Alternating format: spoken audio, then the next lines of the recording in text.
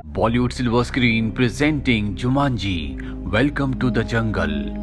इस कहानी की शुरुआत वहीं से होती है जहां पर पिछली कहानी खत्म हुई थी, यानी कि समंदर के किनारे, जहां पर एक आदमी को जुमांजी बोर्ड मिलता है और ये साल होता है सन 1996। वो आदमी जुमांजी गेम को उठाता और अपने घर ले जाता है, जहां पर वो उस गेम को अपने बेटे को दे देता है। ये वो साल होता है जब बच्चे वीडियो गेम्स में बहुत ज्यादा इंटरेस्टेड होते हैं, इसीलिए वो लड़का इस गेम में बिल्कुल भी इंटरेस्टेड नहीं होता।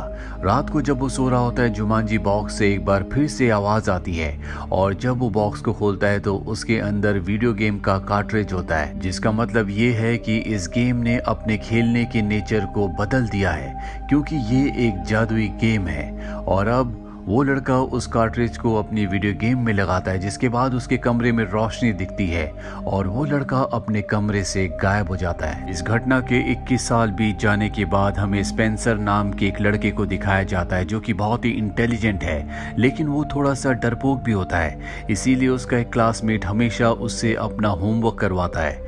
ये साल होता है सन 2017। स्पेंसर का दोस्त उसे फ्रीक हाउस में बुलाता है। ये फ्रीक हाउस उसी लड़के का है जो आज से 21 साल पहले वीडियो गेम के अंदर कार्ट्रिज डालने के बाद गायब हो गया था। उस लड़के का नाम था एलेक्स। एलेक्स के गायब होने के बाद उसके पिता का बिहेवियर बहुत अलग हो गया था, इसीलिए सब ने इस घर को फ्रीक हाउस का नाम दिया, जहां अब कोई भी नहीं रहता। अब यही एक स्कूल को दिखाया जाता है, जहां पर बेथनी और मार्था नाम की दो स्टूडेंट्स हैं। इन दोनों को पनिशमेंट के लिए एक दूसरे रूम में काम करने के लिए भेजा जाता है। यहाँ पर स्पेंसर को और उस लड़के को जो जबरदस्ती स्पेंसर से अपना होमवर्क करवाता है, जिसका नाम फ्रेज है, इन दोनों को भी पनिशमेंट के लिए भेजा जाता है। इन चारों को पुरानी मैगजीन से पिन्स निकालने हैं। अब इन्हें यहीं पर वो गेम मिलती है, जिस गेम के अंदर आज से कई साल पहले एलेक्स ने कार्ट्रिज डाला था और खुद वो गेम के अंदर चला गया था। ये दरअसल एलेक्स के पिता ने स्कूल को डोनेट कर दी थी और अब ये चारों के चारों अपना अपना प्लेयर सेलेक्ट करके इस गेम को खेलना शुरू करते हैं और ये जुमांजी गेम है। ये चारों के चारों जैसे गेम को स्टार्ट करते हैं, एक एक करके गेम के अंदर चले जाते हैं। इन चारों ने जिस जिस प्लेयर को सिलेक्ट किया था, गेम के अंदर इनका रूप और इनकी पावर उसी प्लेयर के हिसाब से बन जाती है। स्पेंसर ने जिस प्लेयर को सिलेक्ट किया था उसका नाम है ब्रेवस्टोन, यानी कि स्पेंसर ब्रेवस्टोन बन चुका है, जो कि कॉन्फिडेंट आर्कियोलॉजिस्ट और एक्सप्लोरर है। साथ ही यहाँ पर फ्रेज ने जिस प्लेयर को सिलेक्ट किया था उसका नाम होता है मूस, जो कि एक जियोलॉजिस्ट और वेपन कैरियर है। साथ ही मार्था, जिसने रूबी राउंड हाउस को चूज किया था, वो इस गेम में इस दुनिया में एक कमांडो है। और उसकी साथी बेथनी, जो कि शैली के अवतार में इस गेम के अंदर आती है, जो कि एक मेल है और ये एक साइंटिफिक फील्ड का एक्सपर्ट है। इन सब के हाथों में 3-3 लाइन के टैटूज होते हैं, जो कि इनकी लाइफ लाइन है, यानी कि इन्हें 3-3 चांसेस मिलेंगे। शैली नदी के किनारे जाता है, जहां पर हिपोपोटामस उसे निगल जाता है, यानी कि वो मारा गया, लेकिन उसके पास 3 लाइफ लाइन है, इसीलिए ऊपर से दोबारा आ जाता है। हिपोपोटामस अब भी इनका पीछा कर रहा होता है। सब के सब अपनी जान बचाने के लिए भागते हैं। तभी जंगल में एक गाड़ी आती है जिसमें एक आदमी होता है। वो इन सबको हिपोपोटामस से बचा लेता है और अपने साथ ले जाता है। दरअसल वो गेम के अंदर इनका गाइड है। वो इन्हें गेम के बारे में बहुत सारी चीजें बताता है। साथ ही इन्हें इस राउंड से दूसरे राउंड में ले जाता है। साथ ही इन्हें बताता है कि इस जंगल का नाम जुमांजी है और अगर इन्हें सब कुछ ठीक करना है, यहाँ से निकलना है, तो इन्हें इस गेम को खत्म करना होगा। यहाँ पर एक आर्कियोलॉजिस्ट है जिनका नाम वैन है। वैन कई साल पहले अपने पार्टनर, जिसका नाम ब्रेवस्टोन है, उसके साथ यहाँ पर एक खास किस्म का हीरा ढूंढने के लिए आया था, जो इन्हें एक जैगुआर की बहुत बड़ी पत्थर की मूर्ति की आंख के रूप में मिला। ये जैगुआर की मूर्ति इस जंगल की इस पूरी जगह की रक्षा करती है, लेकिन वैन ने उसकी आंख को, उस हीरे को निकाल दिया, जिसके बाद ये जंगल श्रापित हो गया और इस जंगल में जितने भी क्रीचर्स हैं वो सब के सब उसके अधीन हो गए, यानी कि वो उन सब को कंट्रोल करता है। गाइड इन चारों को बताता है कि एक दिन जब वैन सो रहा था तो मुझे मौका मिल गया, मैंने हीरे को चुरा लिया और अब वो हीरा मेरे पास है। इसके बाद वो हीरा इनको दे देता और कहता है कि तुम्हें इस हीरे को जैगुआर की आंख में लगाना होगा, तभी ये गेम खत्म होगी। हीरा लगाने के बाद तुम्हें बोलना होगा जुमांजी। दरअसल जैगुआर की आंख लगाने के लिए इन सब को एक एक करके सभी राउंड्स को पार करना होगा, तभी ये जैगुआर की आंख टिक लगा सकते हैं। गाइड इन्हें एक नक्शा देता है और कहता है कि इसका हिस्सा एक और है जो तुम्हें इस राउंड में मिलेगा, और जब तक तुम्हें वो हिस्सा नहीं मिलता तुम आगे नहीं बढ़ पाओगे, इस राउंड को पार नहीं कर पाओगे। गाइड यहाँ से चला जाता है और अब यहाँ पर वैन के बहुत सारे लोग इनके ऊपर हमला कर देते हैं। इस हमले में रूबी मारी जाती है, लेकिन उसके पास 3 लाइफलाइन है, इसीलिए वो एक बार फिर से जिंदा हो जाती है। ये देखते हैं कि रूबी के हाथ में जो 3 लाइंस थी उनमें से एक लाइन मिट चुकी है, शैली की भी एक लाइन मिट चुकी होती है।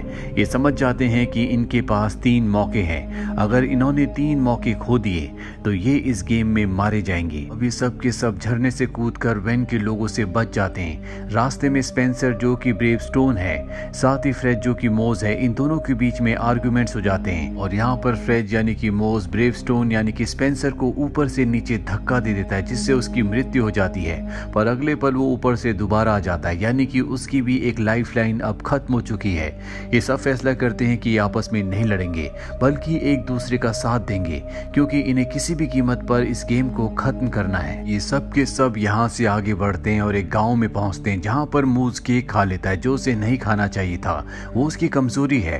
केक खाने के बाद उसकी मृत्यु हो जाती है और मूज की भी एक लाइफलाइन खत्म हो चुकी है। अभी इनके पास एक बच्चा आता है और कहता है वेलकम टू जुमांजी, और इन सबको अपने साथ ले जाता है जहां पर एक लकड़ी का बॉक्स है। वो कहता है कि अगर तुमने आंखें झपकाई तो तुम मारे जाओगे। ये एक तरह की पहेली है जिसे इन्हें सुलझाना होगा।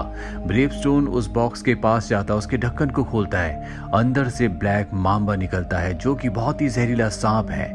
मोस कहता है कि अगर इसने तुम्हें काट लिया तो 1 सेकंड में तुम्हारी मृत्यु हो जाएगी। इसके अंदर शायद वो नक्शे का दूसरा हिस्सा है जो हमें चाहिए, लेकिन इसके लिए हमें इससे नजर मिलानी होगी। अब सांप इनके ऊपर हमला कर देता है, लेकिन मोस उसके दांत निकाल देता है, क्योंकि अगर वो किसी को काटेगा भी तो किसी को जहर नहीं फैलेगा। और अभी उस बॉक्स के अंदर देखते हैं जिसमें एक कागज होता है। उस कागज को खोलने के बाद उसके अंदर हाथी की छोटी सी मूर्ति होती है।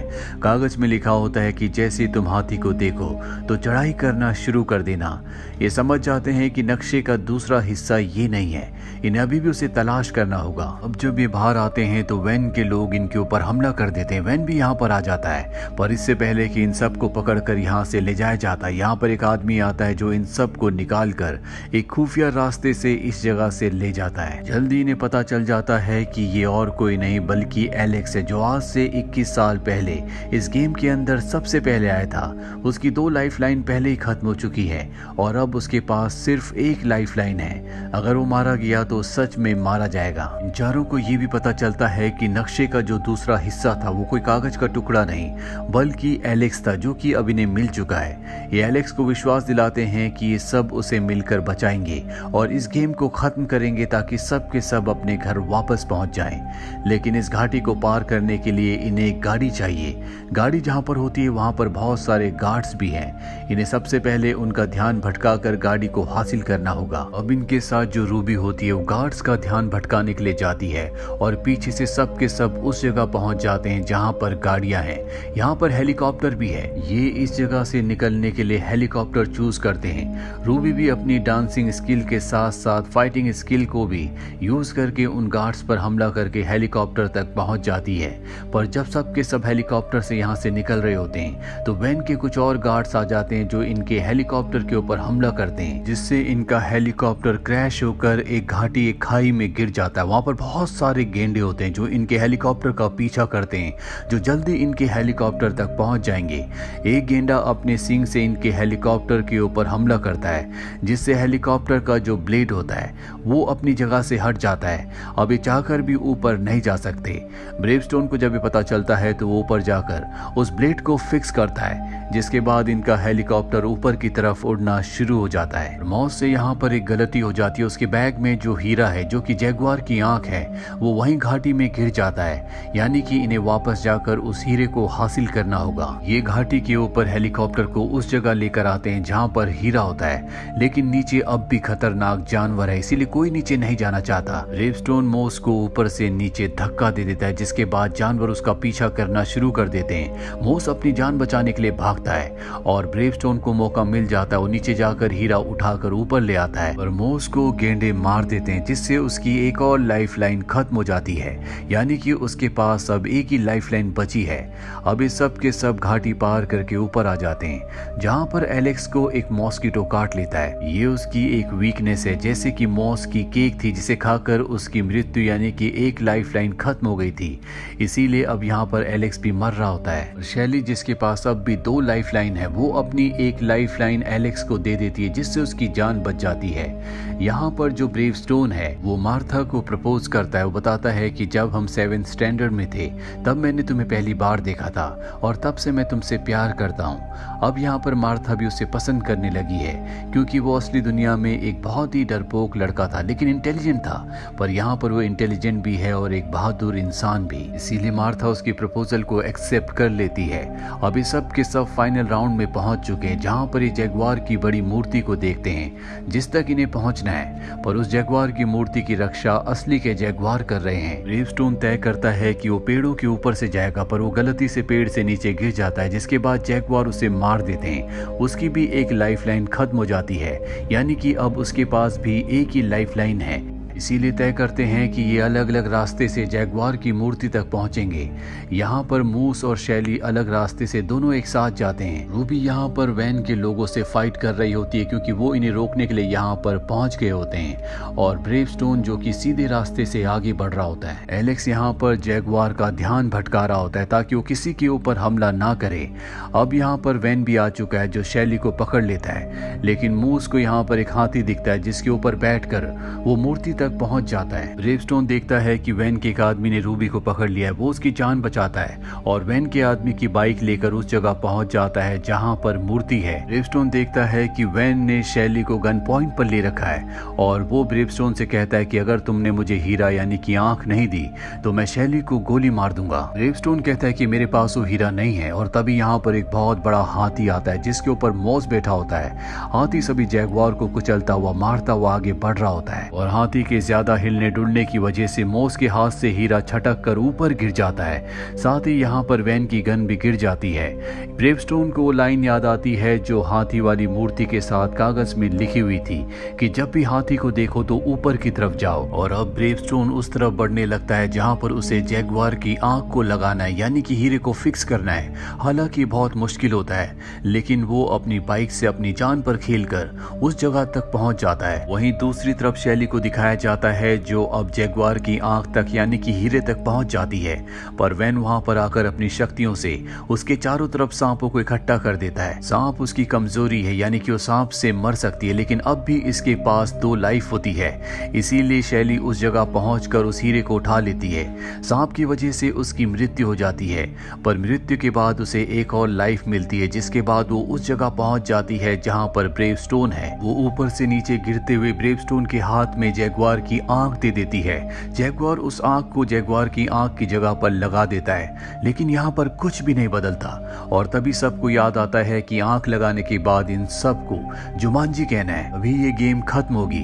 अभी सब के सब एक साथ मिलकर जुमांजी कहते हैं, और जुमांजी कहते ही यहाँ पर जंगल पहले की तरह हरा भरा हो जाता है। साथ ही वैन भी यहाँ से गायब हो जाता है। अभी यहाँ पर वो गाइड आता है जिसने इन्हें जैगुआर की आंख यानी कि हीरा दिया था।